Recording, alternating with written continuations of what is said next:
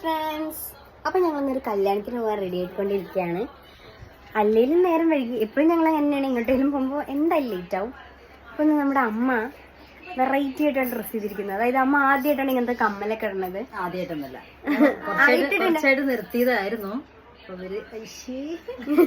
അമ്മക്ക് ഭയങ്കര നാണക്കേട് തോന്നുകയാണ് ഇങ്ങനെയൊക്കെ ഇടുമ്പോ. പക്ഷെ നല്ല രസമുണ്ട്, അതാ പറഞ്ഞു കൊടുക്കുന്നത്. അപ്പൊ അതായി റെഡി ആയി സെറ്റ് ആയിട്ടുണ്ട്. കുറച്ച് നേരമായി അതായി റെഡി ആയിട്ട് ഇരിക്കണം, വെയിറ്റ് ചെയ്യാണ് ഞങ്ങളെ.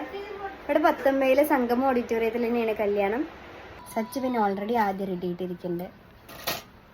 അങ്ങനെ ഞങ്ങൾ റെഡി ആയിട്ട് ഇറങ്ങിയിട്ട് നേരെ അവിടെ പോയി. അവിടുന്ന് പിന്നെ ചെക്കനെയും പെണ്ണിനെയൊക്കെ കണ്ടിട്ട് ഞങ്ങൾ ഫുഡ് കഴിക്കാനായിരുന്നു.